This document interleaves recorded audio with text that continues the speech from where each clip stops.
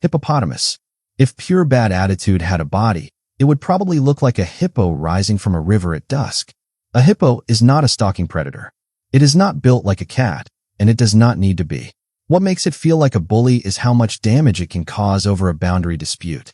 In the water, especially, a territorial bull behaves less like a grazer and more like an armored landlord. Boats drift too close, crocodiles pass the wrong way, younger males enter the channel, and suddenly the river explodes. That enormous head comes up like a wrecking ball, jaws opening to a gape so wide it almost looks theatrical, as if the animal is announcing that negotiation is over. And that is the key. A lot of hippo violence is not about hunger. It is about control. The river belongs to the dominant male, or as far as he is concerned, it does. He patrols it, marks it, defends it, and reacts with shocking speed when something ignores the rules. On land, they can run far faster than their shape suggests. In water, where people often imagine safety, they become even more dangerous because that is where confidence turns into ownership. There is a cold irony to hippos. They look blunt and almost comical from a distance, like oversized livestock soaked in mud. But in many parts of Africa, they are among the animals people give the widest berth to, precisely because their aggression is so disproportionate. A lion attacks for a reason. A hippo often attacks because you forgot whose river you were in. Arctic skua. Then there is the kind of bully that does not even bother to catch its own lunch. The Arctic skua is a pirate with feathers.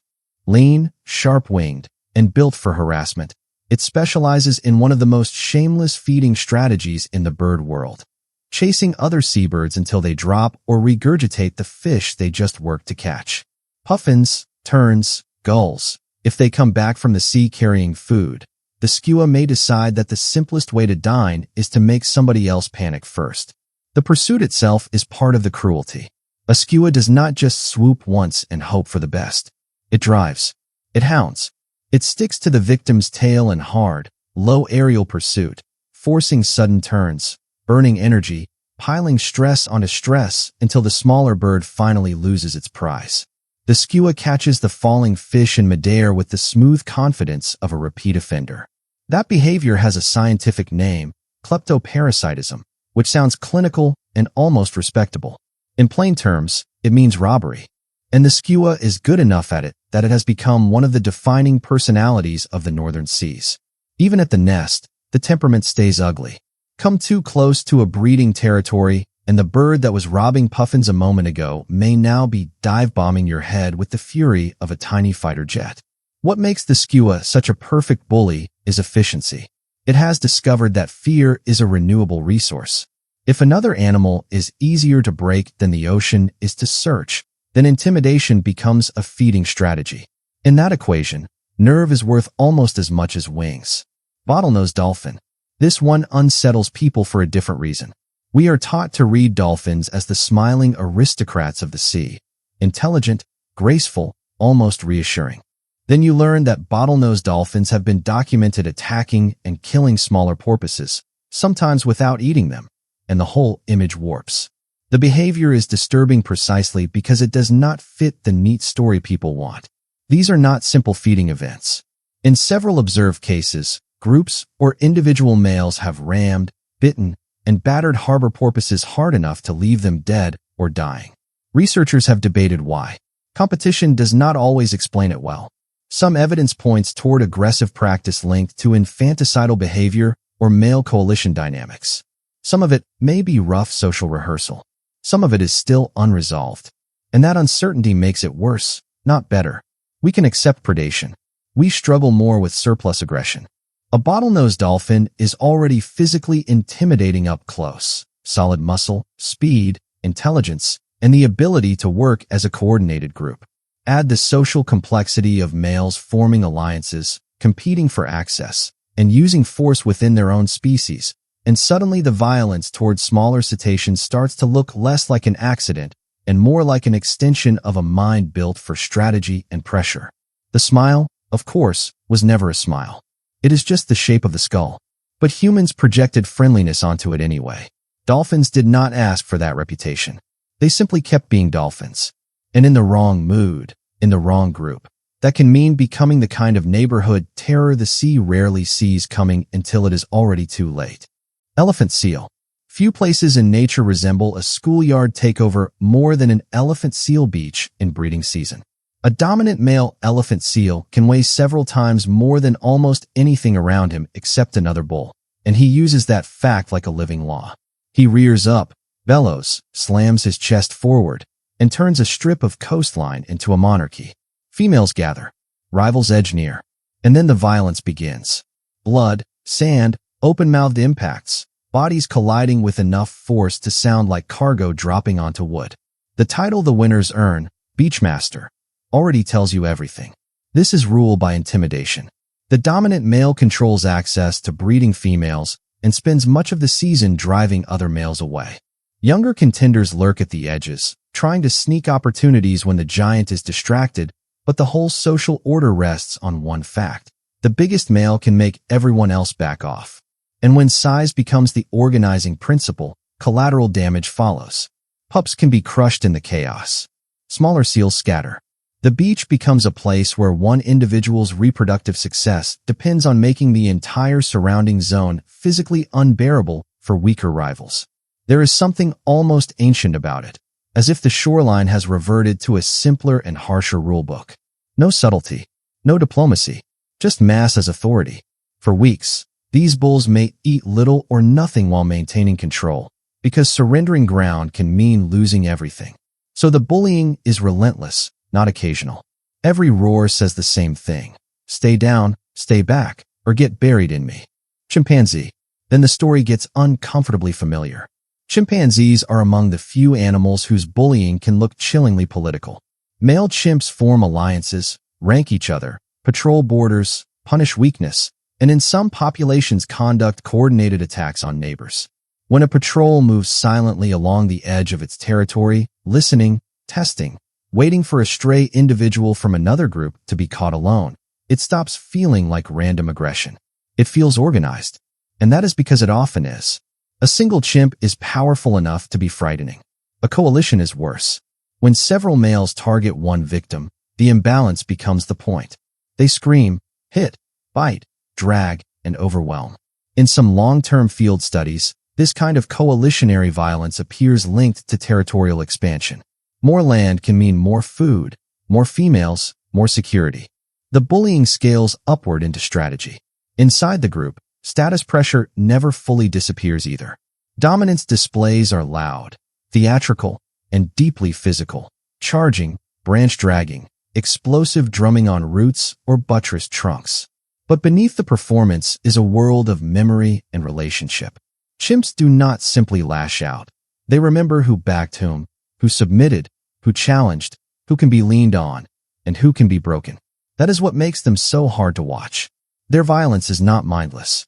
It can be social, selective, and purposeful. When a chimpanzee acts like a bully, it is not just flexing muscle. It is exploiting numbers, timing, fear, and the psychology of rank. In other words, it is using power the way powerful animals always do when force becomes easier than tolerance. Spotted hyena. The spotted hyena lives inside one of the most unforgiving social systems in the mammal world. People often imagine hyenas as chaotic scavengers, all noise and opportunism. The reality is much sharper. Hyenas live in clans structured by rank, and rank matters almost everything. Females dominate males. Daughters often inherit status from their mothers. High-ranking individuals gain better access to food and support, while low-ranking animals can spend their lives absorbing the consequences of everyone above them. That is where the bullying comes in. A carcass is not just dinner. It is a public test of place. A lower-ranking hyena approaches carefully, shoulders lowered, reading the mood, because one wrong move can bring bites, lunges, and a humiliating retreat. Cubs learn this atmosphere early. In a species famous for intelligence and cooperation, there is also relentless social pressure. Knowing your position is survival. What makes hyenas such effective bullies is that they do not rely solely on brute force. They rely on social backing. An individual with allies can harass more confidently, feed more boldly, and push others aside with the invisible weight of clan politics behind every movement. Even their eerie vocal world, whoops, giggles, groans, feels like the soundtrack of a society where everyone is tracking everyone else. And yet hyenas are also superb hunters, devoted mothers, and highly adaptive survivors. That tension matters. Their bullying is not a flaw pasted onto an otherwise noble animal. It is woven into a competitive system that rewards confidence and punishes hesitation. In hyena country, weakness is not simply noticed. It is managed. Brown-headed cowbird. Some bullies never touch you directly. They outsource the damage. The brown-headed cowbird does not build a nest, does not commit to raising its own chicks, and does not ask permission. Instead, the female slips her eggs into the nests of other birds and leaves the labor to them. Warblers, sparrows, vireos, flycatchers, species much smaller than the cowbird may end up feeding a chick that is not theirs, often at the expense of their own brood. Now, unlike some cuckoos, cowbird chicks usually do not shove their nestmates out of the nest. They do something quieter and, in its own way, just as ruthless. They grow fast, beg hard, and soak up attention. In a small nest with limited food, that pressure can be enough. The rightful chicks get crowded out, underfed, or simply outcompete by a larger, louder intruder. But the most sinister part is the suspicion of punishment. In some studies, when parasitized nests were tampered with, cowbirds appeared to return and destroy the nest at unusually high rates, a behavior often described as mafia behavior. The message is almost absurdly recognizable: raise my child, or lose all of yours. Humans tend to moralize this bird because the strategy feels sneaky, almost criminal. Yet it is also a remarkable evolutionary achievement. Cowbirds turned parenting into infiltration. They learned timing, surveillance, and reproductive theft so effectively that they became one of North America's most infamous avian freeloaders. The small songbird sings over its nest as if home still means safety. The cowbird hears opportunity. Meerkat. If cuteness were a legal defense, meerkats would get away with almost anything. Popular culture turned them into comic sentries, upright, bright-eyed, charming little guardians of the desert. And yes, they are social, cooperative, and wonderfully expressive. They also live under a regime that can be vicious. In many groups, a dominant female aggressively suppresses subordinate females from breeding. If a rival gets pregnant, the alpha may harass her, evict her, or kill her pups. Sometimes the returning subordinate then helps nurse the dominant female's offspring, almost like paying rent to be allowed back into the group. That is not a metaphor invented for drama. It is one of the harsher realities of cooperative breeding in a tough environment. Group life gives protection. A meerkat alone is terribly vulnerable. So dominance can weaponize belonging. Stay useful, stay submissive, help raise my young, or risk exile into a landscape full of predators and hunger. The cruelty feels especially jarring because it happens inside a society we like to read as wholesome. Meerkats groom each other, babysit pups, post sentries, and work as a team. All true, but the team is not a democracy. It is often a hierarchy held together by unequal risk. The alpha female's success can depend on making sure nobody else gets the same chance. In that sense, meerkats represent one of the most recognizable forms of bullying in all of nature. Not random violence, but the abuse of social dependence. They know exactly how much the others need the group, and that knowledge can become a weapon. Slave-maker ants. At the very small end of the world, bullying becomes a system. Some ants raid rival colonies for food. Others go much further. Slave-maker ants, including species in the genus Polyergus, conduct organized attacks on neighboring ant colonies, steal the pupae, and carry them home. When those kidnapped young emerge as adults, they work for the colony that stole them. They clean, defend, maintain, and feed a society built partly on abduction. It sounds so grotesquely human that people almost recoil from the description. But the biology is real. In some of these species, the raiders become so specialized that they are poor at ordinary colony chores themselves. They depend on captured workers, which means the raids are not a side habit. They are the foundation of the whole economy. Picture the scale of it. Chemical signals, marching columns, a breached nest, defenders overwhelmed, brood seized in the confusion, and then a stolen future unfolding underground.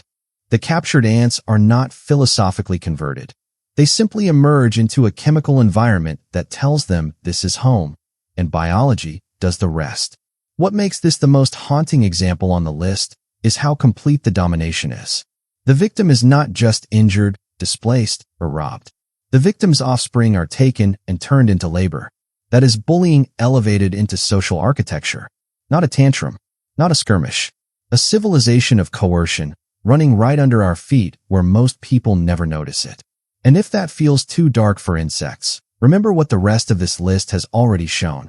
Nature does not need our moral categories to invent behaviors that look eerily familiar. The deeper you look, the less bully seems like a childish word, and the more it looks like a recurring evolutionary tactic. Size bullies, rank bullies, numbers bully, cunning bullies. Some animals weaponize fear in open combat. Others do it through hierarchy, theft, or reproductive sabotage. The pattern is always the same. One creature finds a way to make another creature pay the cost of its own success. That does not mean nature is cruel in a human sense. It means survival has no obligation to be fair. The hippo does not hate your boat. The skua is not ashamed of piracy. The dolphin does not need our approval to be complicated. The meerkat does not soften because it looks adorable. And the ant colony beneath a stone can build a whole empire out of organized coercion without ever knowing what tyranny is. Maybe that is the final discomfort here. These animals do not act like bullies because they resemble us. Sometimes it is the other way around. We recognize the pattern because power has always behaved this way, taking more than it needs, pressing where it can, and teaching the weaker side to move first. If you want more wildlife stories where nature gets stranger the closer you look, stay with me for the next one.